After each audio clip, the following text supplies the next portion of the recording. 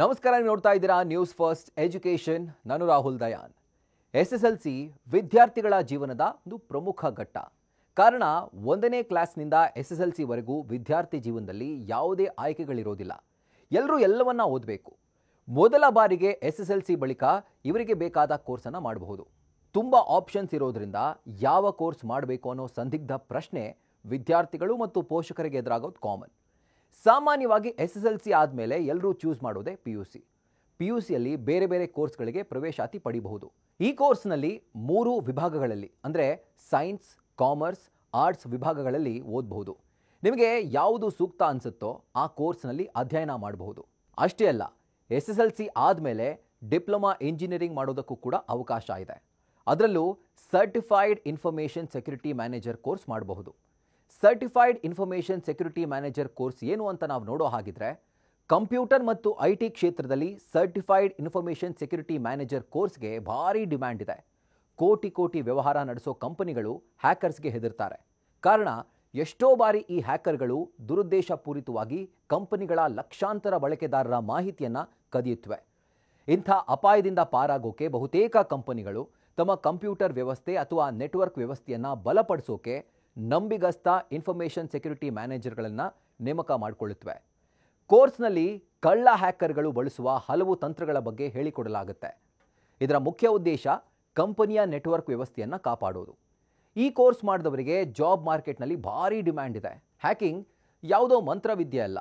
ಒಂದು ರಾತ್ರಿಯಲ್ಲಿ information security manager ಆಗಲು ಸಾಧ್ಯ ಇಲ್ಲ.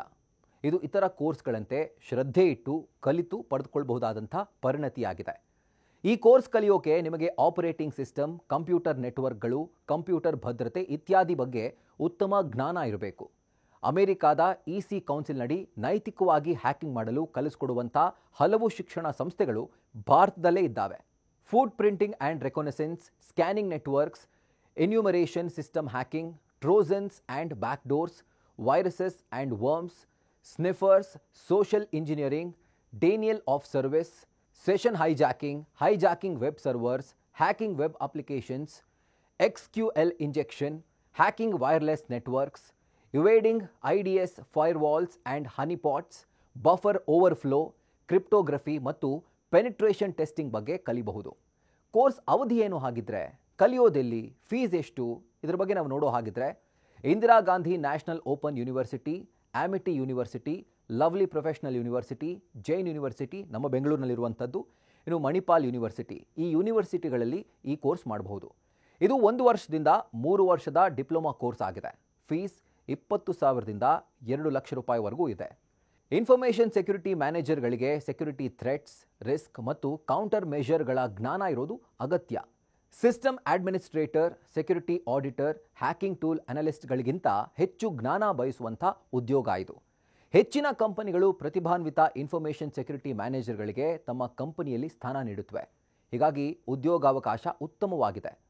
ಮತ್ತಷ್ಟು ಇಂಟ್ರೆಸ್ಟಿಂಗ್ ಕಾಂಟೆಂಟ್ಗಳಿಗಾಗಿ ನ್ಯೂಸ್ ಫಸ್ಟ್ ಎಜುಕೇಷನ್ ಚಾನೆಲ್ನ ಸಬ್ಸ್ಕ್ರೈಬ್ ಮಾಡಿ, ಬೆಲ್ ಐಕಾನ್ ಕ್ಲಿಕ್ ಮಾಡೋದನ್ನು ಮರಿಬೇಡಿ.